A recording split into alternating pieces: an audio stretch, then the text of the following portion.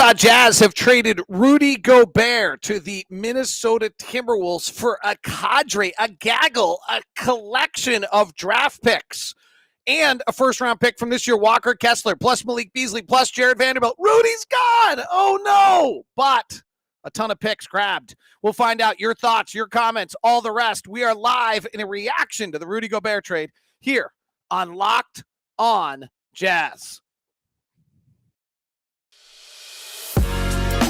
You are Locked On Jazz, your daily podcast on the Utah Jazz. Part of the Locked On Podcast Network, your team every day. How are you? I'm David Locke, radio voice of the Utah Jazz, Jazz NBA insider. This is Locked On Jazz, your daily podcast on the Utah Jazz, giving you insight, expertise, geeky numbers, and holy cow, reacting to the Jazz trading my beloved Rudy Gobert. All right, some quick thoughts. I'm hoping to have Leaf Tulane from Locked On NBA Big Board on the show to give us a breakdown of one of the picks. Walker Kessler was a 2020 pick. Tim Lacombe might stop by for a few minutes. I'll try to get your reaction to this. Here's my first comment on this pick and this trade. For years, we've wondered whether or not the Utah Jazz, whether the rest of the league valued Rudy Gobert the way we did. What we found out today is that Tim Connelly, the basketball guru of the Minnesota TImberwolves, does believe in Rudy Gobert that much. As one person said to me in the NBA, holy cow, that's not what they said. You got the James Harden package without James Harden. So we will certainly talk about that. And from that standpoint, it does seem as though the Jazz, if they were going to trade Rudy Gobert, got a massive haul. Or the potential, let's be honest, the potential for a massive haul, because, if Minnesota clicks in, all these picks are 27. The other thing is what's next.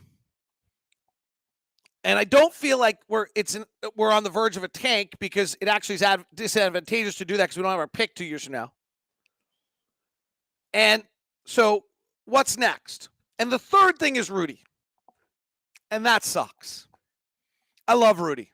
I love watching Rudy. I love watching Rudy dominate. I love Rudy's tenacity. I love Rudy's fact that he just changes every game he's ever a part of. I love the fact that we knew how great Rudy was and everyone else didn't.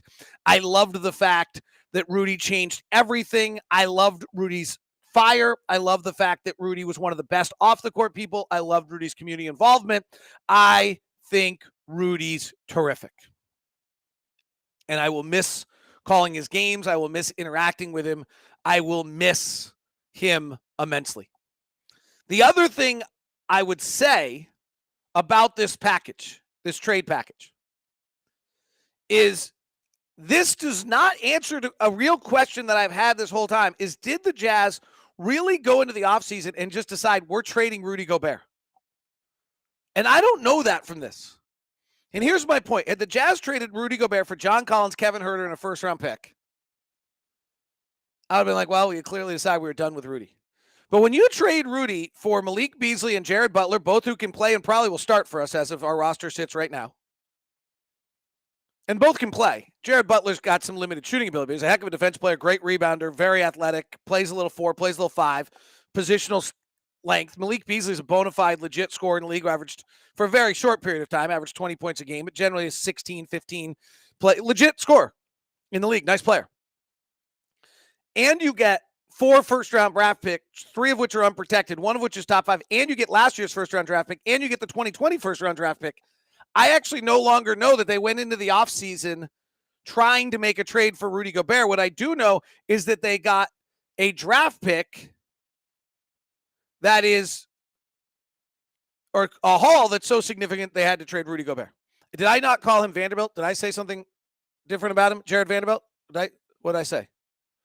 I don't know. All right. Quickly, Walker Kessler is one of the picks, and Leaf Tulane is our Locked On NBA Big Board host, and he's hopefully parked, not driving. If you're driving, I'm going to make you stop. I'm parked. but you're off on your way to go do other things. We only have a few minutes with you. Quickly tell us a little bit. Oh, I said Jared Butler. I meant Jared Vanderbilt. Jared Butler's still on our team. Jared Vanderbilt. So thank you. Going crazy here. Tell us quickly. It's not a huge part of the deal, and so I don't want to it's in the top of the show. I'm breaking all the rules, but your time was limited. Tell us a little bit of who Walker Kessler is and can he play at all? Walker Kessler is a shot blocking extraordinaire at the college level. He led the Big Five, or the Power 5/Power 6 conferences in college basketball, if you want to include the Big East, in shot blocks. And he did that by a wide margin. So a lot of Jazz fans will think, oh, wow, we got the next Gobert. That's not necessarily the case. He doesn't slide his feet or defend on the perimeter like Gobert, but he is a serviceable drop coverage big who finishes well around the rim, has adequate touch that I'm not sure is NBA three-point ready, but he defends and he is an eraser around the rim, and he's got potential. It just depends how he develops it. And that's something we said about Gobert, and he obviously maximized that unbelievably. So Walker Kessler is an interesting piece for the future. And what is your high-end projection on Walker Kessler? What's your likely case scenario on Walker Kessler, and what's your bottom-end case on Walker Kessler? My high-end for Walker Kessler is about a Jakob Poeltl role with a little more length, maybe a better shot blocker than Poeltl. I think that's the high-end. The likely is a bench big, someone who plays with energy, blocks shots, and can finish lobs. And low end, he's just not able to slide his feet well enough in a transitioning to a more mobile big basketball that the NBA is transitioned into. The age of big centers has started to die off a little bit, and I worry that his lack of lateral foot speed has him have a tough transition. But I do think he'll be able to play NBA basketball, at least at the reserve level. And so that's you may have just answered it. You one of the great things about your draft coverage is you're willing to take a stand. You're not one of these guys who just gives you the breakdown of the player and unwilling to take a stand. To your credit, from the very beginning of the draft coverage, you said Jabari Smith should not be the number one pick of the draft, and then he was not the number one pick of the draft. And so I give you great credit for that, because you did not go with the masses, and people generally thought you were nuts when you put out your first big board. Where was Walker Kessler on your big board this year? Walker Kessler slid down my big board, so Jazz fans may not like that. He was in the lower, kind of mid to low second round for me, because I thought there were a lot of wings that had better upside in the modern NBA. I think Walker Kessler's upside was higher than most of the people I had ahead of him in that second round, but I thought his low side was lower than some of those guys I had ahead. I think he was a guy that recency bias may have had an impact on my evaluation, because Auburn played Miami in the Sweet 16, I want to say, or maybe it was the round of 32, and he got played off the court effectively by really, really quick small guards, and they were able to draw him out on switches. And I think that being the last game I saw of Kessler made me a little soured by him. But it's hard to overlook, if you look back at his film, the amazing shot blocking potential and the way he recovers to block shots. Yeah, how does he this will be the last Walker Kessler question, then we'll get back to the trade, because I don't think that Walker Kessler is a major piece of this, because Minnesota's who offered, and that happens to be Minnesota's pick. This is not the same thing as when the Jazz drafted Donovan Mitchell with Denver's pick, and when the Jazz drafted Rudy Gobert with Denver's pick. Though generally trading with Tim Conley has been a very good script for the Utah Jazz so far in their career. Both those trades were done with Tim Conley. How does Walker Kessler, who blocked 5 shots a game, 4.67 shots a game in 22 minutes, how does he block shots? He does it as a drop big, and sometimes he's able to switch and recover and block it off the backboard. His timing is incredible. He's got very long arms. And I think in the NBA, for him to block shots, it'll be a drop coverage big who challenges guards to go over him, and he's able to kind of use that Roy Hibbert verticality and long arms to block shots and influence shots, much like Gobert, who didn't have as many blocks as he influenced shots. Life, thank you very much. Appreciate it very much for jumping on. And you can catch Leaf with Rafael Barlow, Richard Stayman, and Sam Ferris on Locked on NBA Big Board. They did amazing work this year leading in the draft. They're still going every day, so grab them on that. So thank you very much, Leaf. Appreciate the time.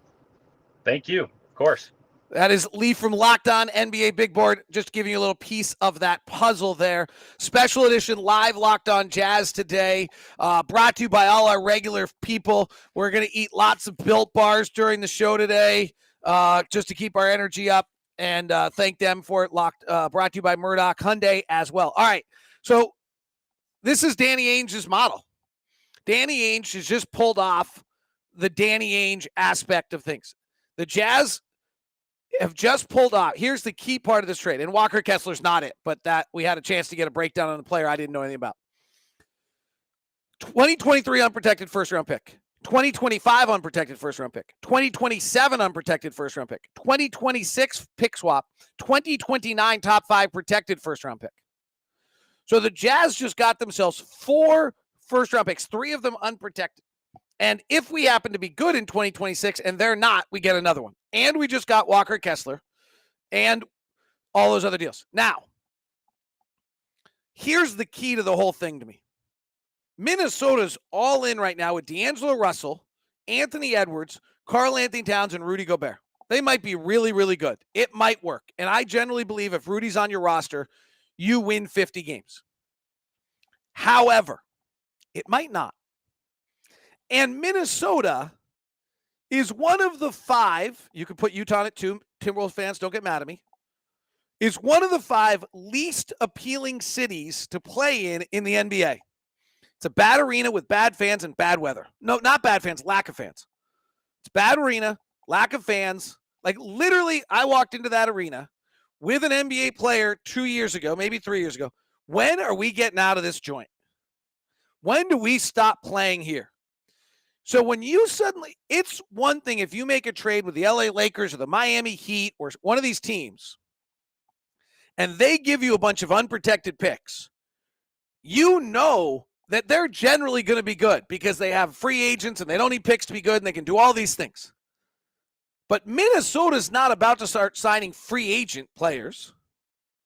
Minnesota's not about to be able to, like, there's a real chance players demand out of Minnesota, the same way there's a real chance about demanding out of Utah. I'm not thrashing Minnesota like not understanding the place where I'm sitting. But quite honestly, it's one of the single least appealing cities in all of the NBA for a player to play at.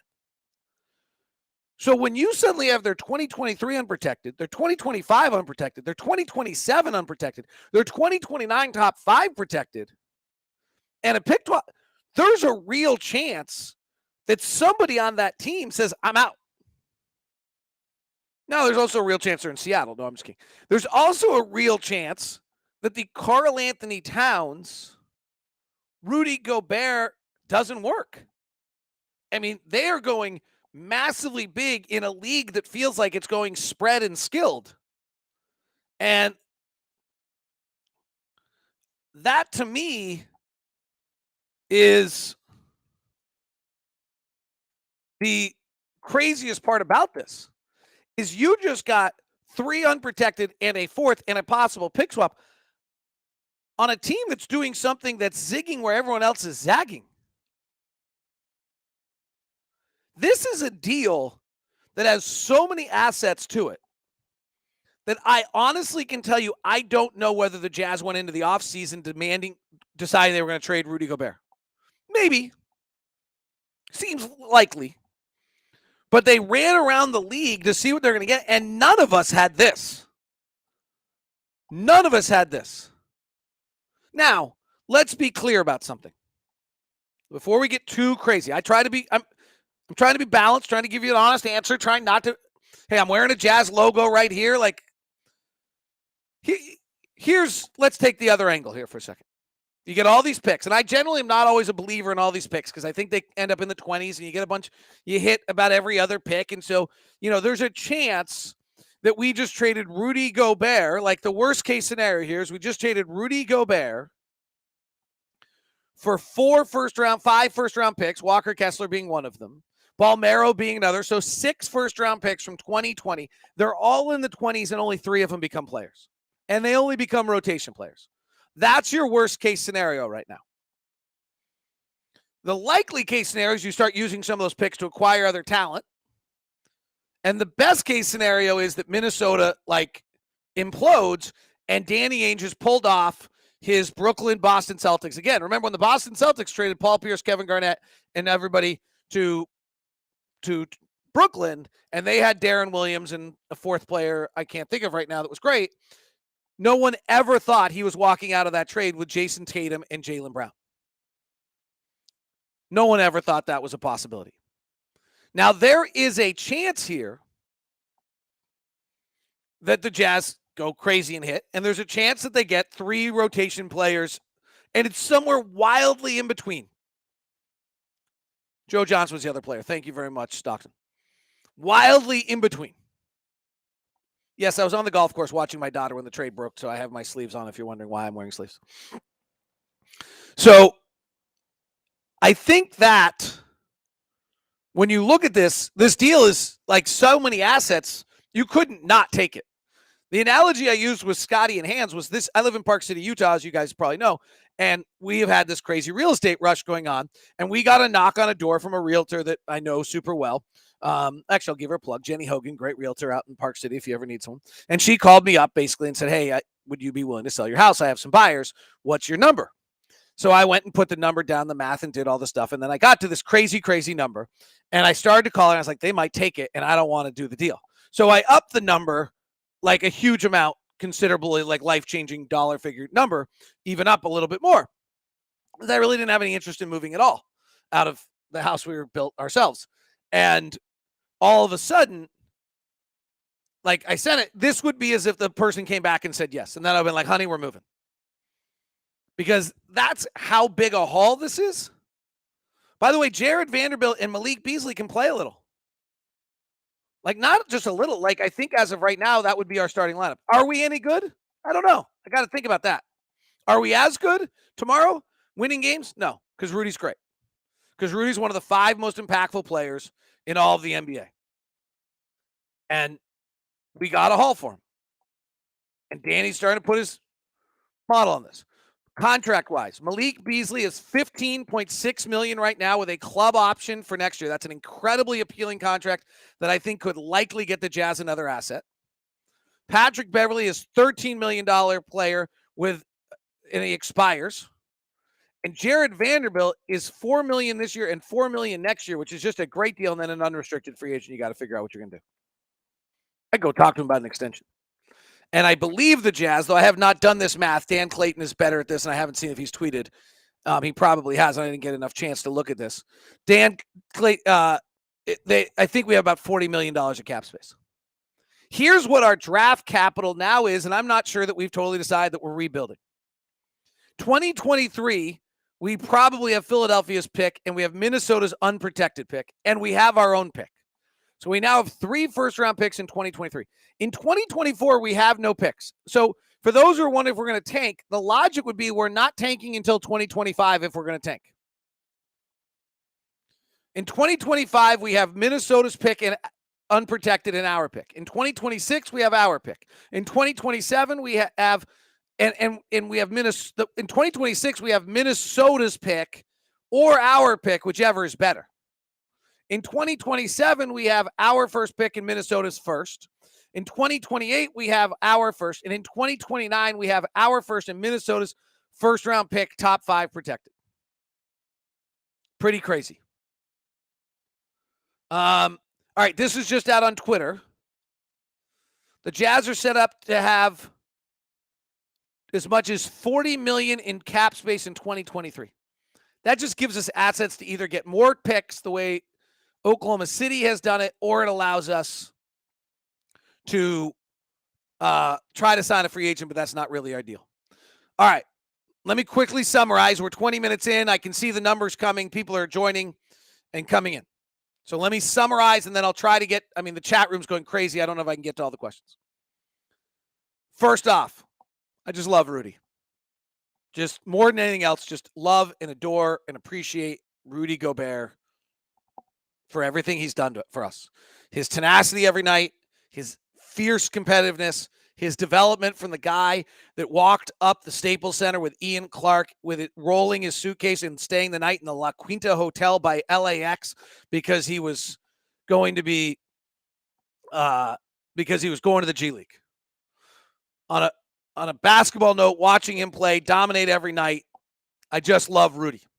On a personal note, I have enjoyed so many great conversations with Rudy, the longest of which, other than a dinner, was actually the day he did the microphone thing. I walked out with him and had a great conversation with him. His love for the game, his we had a wonderful dinner in New Orleans where I found out how much he truly just loved the game. Had a wonderful time.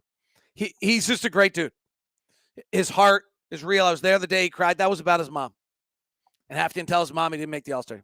His love for his mother when they walk in the back aisle, way, just incredible. And Rudy has not shared publicly all of the things he's done for members of our organization or our community. And so I'm going to respect that. But there are stories I wish I could tell you right now about Rudy Gobert and the depth of his heart and his care and what he's done for people. I hope people just start coming out in droves telling their stories, because there are droves of people that can tell their story and tell the stories of what Rudy's done for their families. And these are at times $10,000 checks and at times $100,000 checks. And they're not ever public. And they're never done because he can do it in some kind of obnoxious way that he's never touched the person before. But they're done for people who he legitimately cares about, who are connected to him, who have helped him and mean something to him. And he's incredible. So that's the first thing. And 27 should most definitely hang in our rafters.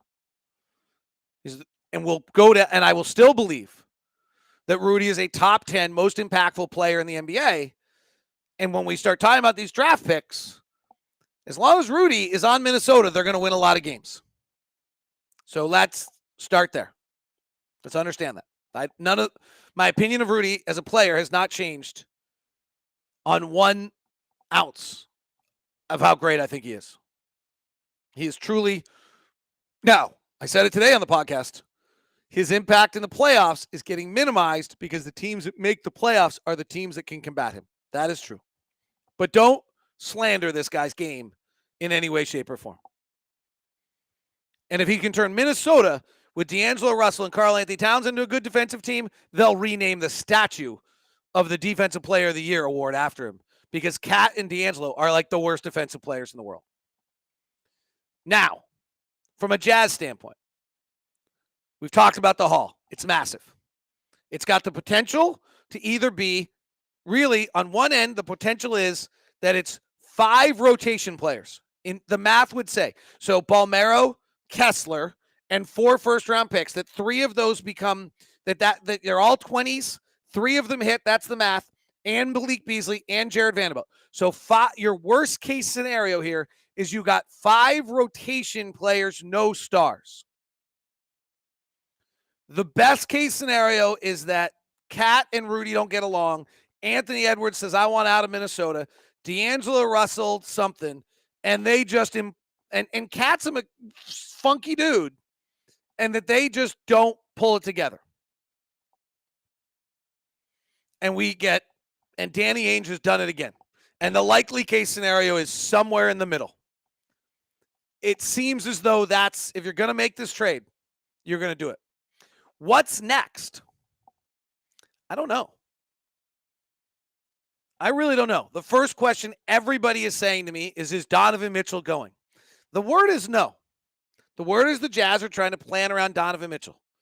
Is Donovan Mitchell okay with that? I don't know. But Danny Ainge just set the market for Donovan Mitchell. And it's evidently about 5 first-round draft picks. And if Donovan Mitchell wants to go, then Donovan Mitchell wants to go. But the organization is trying to build something new and build there, and Donovan is supposed to be a large part of it. And they want him to be a large part of it, and I want him to be a large part of it because I love to watch him develop, and we're only going to watch him understand who he is and become better and better and better. The next piece is what's the rest of our roster? Our roster right now is Mike Conley and Jared Butler at our guards with Patrick Beverley. I don't know if we're keeping Patrick Beverley. That was one of the questions in the chat room. Let's back up. Here's the question. Here's one of the questions coming in. Utah rebuilding. Not certain. I'm not certain we're rebuilding. I'm not sure that until Donovan's traded, do I think that I'm certain that we're rebuilding. If we move Donovan, then certainly we're on our way. The fact that the Jazz got a first-round pick for Royce O'Neal as well in the midst of this means they have a lot of assets and they have a lot of pieces, and we get to see what they're going to be able to do next. And where they use those. So I'm not certain that we're necessarily rebuilding yet. What I do think is that we are in a position now where we can kind of go in multiple directions, and we couldn't do that before. It is heartbreaking for me that we traded Rudy Gobert, and I kind of like the trade. Like, that's the best way I can probably say it. Jared Vanderbilt's an interesting. Let me jump through kind of the other pieces. We heard about Walker Kessler. We'll see whether he can play or not. Jared Vanderbilt's actually a pretty interesting piece for the next 2 years. He's great positional size. He's 6'9", 220. He's really good defensively. Really good defensively. And I think he might have even guarded Donovan at times last year. He is a fabulous rebounder for his position, unlike kind of the contrast to Bojan. And he is a terrible shooter. Okay? Like, that is his problem. He is not a good shooter. So he's really, at best, if he's a center. And he can play center, he can cut, and he can play around the basket, and he can do those kind of things. That's where he's at his best, is if he can play in that manner.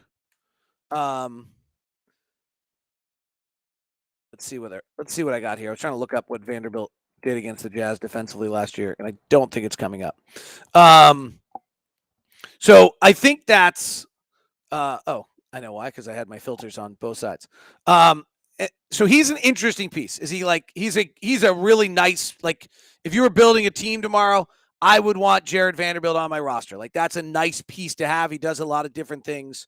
Last year, Donovan Mitchell shot 1 of 5 last year when guarded by Jared Vanderbilt. Bojan went 5 of 12. Rudy Gobert went 0 for 2. Jordan Clarkson went 0 for 2. Mike Conley went 0 for 2. So he's a switchable 1 through 5 kind of player. And can defend. He's a far better defensive player than Royce O'Neal. How about the comment by Kevin Pelton that Royce O'Neal is a better offensive player than defensive player last year? And the Jazz got a first-round draft pick for him. The players that Vanderbilt guarded the most was LeBron James, who went 8 of 18 when being guarded by LeBron, and 1 of 5 from 3. Giannis tore him up. He went 9 of 13. He guarded Jokic for a decent amount. Jokic went 6 of 12. Jaren Jackson he guarded. Paul George went 5 of 12. Shai Gilgeous-Alexander went 4 of 10. So, I mean, he ended up guarding a lot of these guys. You know, his main 5 guys he guarded were LeBron James, Brandon Ingram, Jaren Jackson, Bojan Bogdanovic, Harrison Barnes, Jeremy Grant, Tobias Harris. So he guards wing good players. Malik Beasley is a bona fide scorer who has a really good contract that the Jazz probably could move for another asset if they wanted to. And, can score 15 to 18 points a game. And frankly, if we were to move, I don't know that we will, but if we were to move Mike Conley and Malik Beasley becomes our starting 2, which is a very natural position for him, we go from being 6'1", 6'1", to being Malik Beasley 6'5". We go back to being more positionally 6'4", I guess is the official title on Beasley. Beasley's also 25 years old. He is a career 39% three-point shooter. He was taking 9 a game last year. He's averaged 20 in only 37 games in the COVID year. He averaged 12 last year in 25 minutes. Dude can play. So, and then Patrick Beverley, I don't know. All right. The chat room's going crazy. We got 1,000 people tuning in live right now. And I think I've summed up most of my thoughts on it. I'll try to take a bunch of questions here. Think we keep Bev until the trade deadline and trade him to a contender. You know, he plays hard. He's a great character guy. He's a lot of fun. You got to root for him when he's on your team and hate him when he's on the other team. If somebody wants him, I think we'll find out. If they don't, he only helps you. Plays with energy, plays with tenacity, plays hard, brings a little toughness. So, see what happens. After the season, you thought Conley getting traded was almost a necessity. As of today, what do you think the likelihood of Conley getting traded is? In one sense, the fact that he hasn't been moved, and I don't know where he would possibly go, leads me to believe that there's less chance of him getting traded. On the other side, you now have a starting 2 in Malik Beasley, which means there's more chance of him getting traded. I don't think the Jazz are done yet. I think there's still more pieces to this puzzle, but this was probably the first one that had to go. Is Donovan Mitchell the point guard? We have to trade Bev and Conley. More moves got to be on the way. I think that's probably correct. Do you think Anthony Edwards is sad he couldn't get Kristaps and had to settle for Rudy? Philip, you're awesome. I love you. Tony Jones says we are retooling, not rebuilding. Does that mean Ainge will try to put a team out on the court that will contend this year? So the essence of our team was Rudy Gobert, both offensively and defensively. Right? Rudy made us both offensively and Rudy made us both defensively.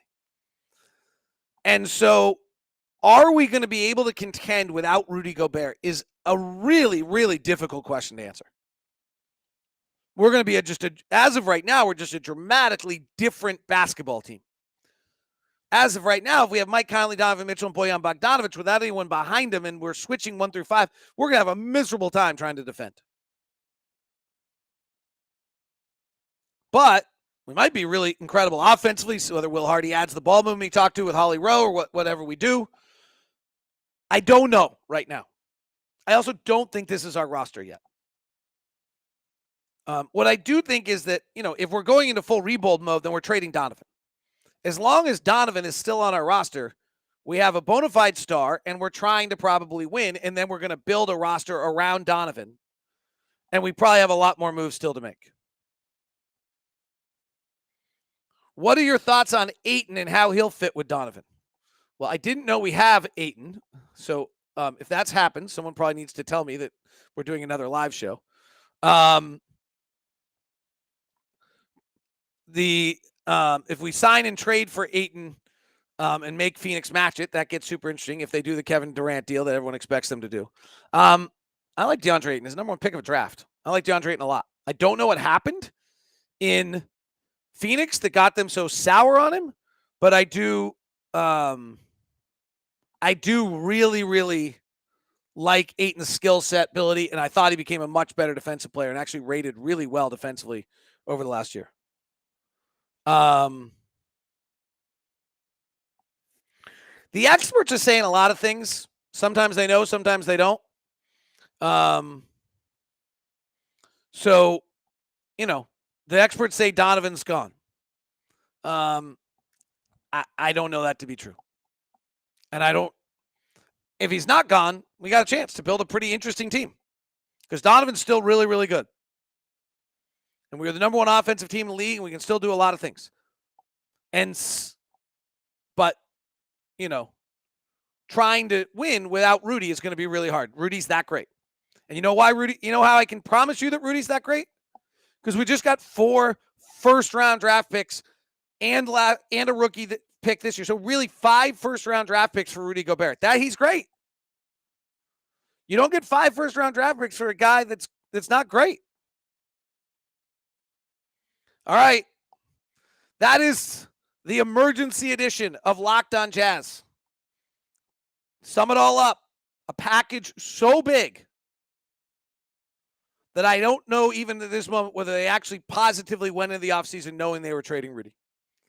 And a collection of picks enough for a long enough period of time out that allows the Jazz to navigate this and continue to maybe take different routes. If Donovan demands a trade and has to be out, they've started the gaggle of picks that they need to start the rebuild. If Donovan's staying, they have a gaggle of picks they can use to try to build around Donovan. They now have some roster flexibility and some movement that they really did not have prior. And it's Danny Ainge following the model and pulling off. And if Minnesota has problems, this goes down. Danny Ainge has pulled off 2 biggest heists maybe in the history of the NBA. Jason Tatum for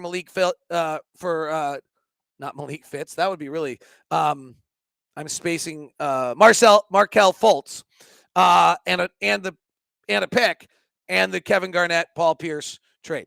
Has he just pulled off another one? Time will tell, but this is a massive haul. As someone in the league said to me, the Jazz got the James Harden deal, and they didn't have James Harden. Thanks for tuning